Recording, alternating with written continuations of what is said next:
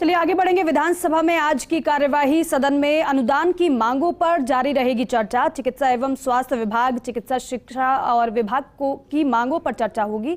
प्रश्नकाल के साथ शुरू होगी सदन की कार्यवाही और राजस्व विभाग, खान पर्यटन, ग्रामीण विकास, पंचायती राज, अल्पसंख्यक मामलात, महिला एवं बाल विकास, सार्वजनिक निर्माण विभाग, कृषि विपणन, सैनिक कल्याण समेत तमाम विभागों से संबंधित सवाल जवाब होंगे। ज्यादा जानकारी के साथ नरेश शर्मा मेरे सहयोगी हमारे साथ जुड़ रहे हैं, उनका रुख करते हैं। नरेश जी, आज विधानसभा की कार्यवाही की बात की जाए तो क्या कुछ आज खास रहने वाला है, क्या महत्वपूर्ण रहने वाला है, कौन कौन से वो विभाग रहेंगे जिनकी अनुदान मांगों पर चर्चा होगी?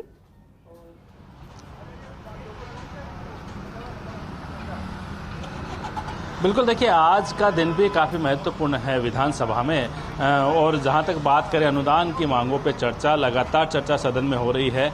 आज की अगर हम बात करें तो चिकित्सा विभाग और जो चिकित्सा शिक्षा विभाग है उनके अनुदान की मांगों पे चर्चा होगी। महत्वपूर्ण विभाग है, महत्वपूर्ण विभाग के अगर माने तो आज तमाम जो विधायक है वो अपनी बात रखेंगे, किस तरह की चिकित्सा सुविधा होनी चाहिए, कहाँ क्या कमी खामी है और जिस तरह से सरकार ने चिरंजीवी योजना लागू की है उस योजना को किस तरह से ज़मीनी स्तर पर लागू और बेहतर तरीके से किया जा सकता है, इसको लेकर सत्ता पक्ष के विधायक भी बोलेंगे और विपक्ष के विधायक भी बोलेंगे। आज प्रश्नकाल भी होगा और प्रश्नकाल में महत्वपूर्ण मुद्दे हैं, ध्यानाकर्षण प्रस्ताव है वो भी यहाँ पे लगेंगे, वो लगातार जो है पूरी चर्चा रहेगी।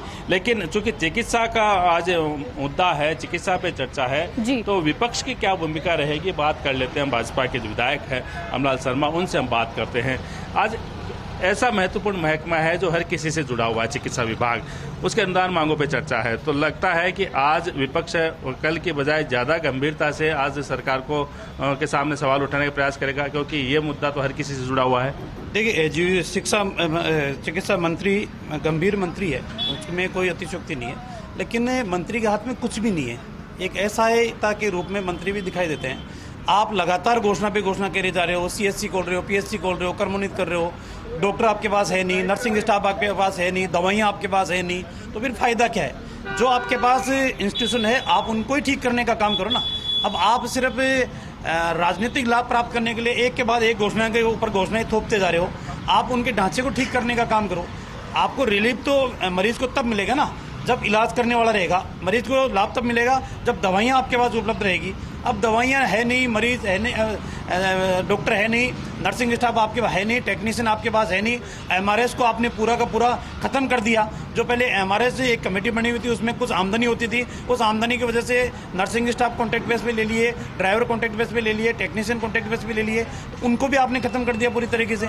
हर चीजें फ्री करके इन सारी संस्थाओं को भट्ठा बिठाने का काम सरकार ने किया है। संस्था मजबूत होनी चाहिए। हमारे साथ हमारे वरिष्ठ साथी ऐश्वर्य प्रधान है, वो मौजूद है। ऐश्वर्य, कल आपने चर्चा देखी थी, सामाजिक न्याय को लेके जो चर्चा हुई थी, राजस्व को लेके चर्चा हुई थी, काफी गंभीर चर्चा थी, जनता जुड़े मुद्दे थे। आज चिकित्सा विभाग है, क्या लगता है आपको आज की जो चर्चा की दिशा है वो किस तरफ जाएगी? देखो नरेश, सबसे महत्वपूर्ण बात यह है कि इस सरकार में यदि सबसे महत्वपूर्ण महकमा है तो वो चिकित्सा महकमा है, और यही वो महकमा है सीधे जनता से जुड़ा, जो मुख्यमंत्री अशोक गहलोत की छवि राष्ट्रीय रूप में एक शानदार छवि पेश करता है। क्योंकि जो चिरंजीवी योजना है उस योजना को लेकर भले ही लोग वैचारिक मतभेद पार्टियों में होते हैं, यदि लेकिन पार्टी के कार्यकर्ताओं से पूछा जाए कि ये योजनाएं कैसी है, तमाम पार्टियों के कार्यकर्ताओं से, और वोटिंग भी करवा। लेकिन ऐश्वर्य, राइट टू हेल्थ की बात कर रहे हैं तो उसका विरोध करके जो चिकित्सा कर्मी है, कई सरकारी की हम छोड़ दें तो निजी क्षेत्र के जो है वो इलाज नहीं कर रहे हैं, आंदोलन कर रहे हैं, तो इसको लेके भी विपक्ष है वो हमलावर रहेगा। विपक्ष तो स्वाभाविक रूप से हमलावर रहेगा और विपक्ष को बोलना पड़ेगा, लेकिन विपक्ष में इस बात में कोई संशय नहीं है, यदि विपक्ष ने इन योजनाओं पे ज्यादा बोला तो पब्लिक है वो यूट्यूब के जरिए सुनती है, पब्लिक यूट्यूब के जरिए सुनेगी और ये देखेगी, ये देखकर अच्छे तरीके से गौर भी करेगी कि कौन व्यक्ति क्या बोल रहा है। राइट टू हेल्थ में जो आप चिकित्सकों की बात कर रहे हैं कि निजी अस्पतालों का विरोध है, तो रास्ता बीच का आराम से निकल जाता है। लेकिन मुख्यमंत्री गहलोत की महत्वपूर्ण योजनाओं पर चर्चा होगी। हाँ, कुछ इंफ्रास्ट्रक्चर डेवलपमेंट की बातें उठ सकती है, कई अस्पतालों का है, मेडिकल कॉलेजों में इंफ्रास्ट्रक्चर डेवलपमेंट की बातें हैं, और केंद्र से मिलने वाला जो पैसा है उसे लेकर भी यहाँ पर बात कही। तो सही है कि मेडिकल कॉलेज खोले जा रहे हैं, तमाम जो चिकित्सा सुविधाएं दी जा रही है, योजनाएं दी जा रही है, 25 लाख तक का जो इलाज है वो फ्री है, लेकिन अस्पतालों में कुत्ते आते हैं, बच्चों को उठा के ले जाते हैं, ये भी एक दर्दनाक है, इसको भी संभालना होगा।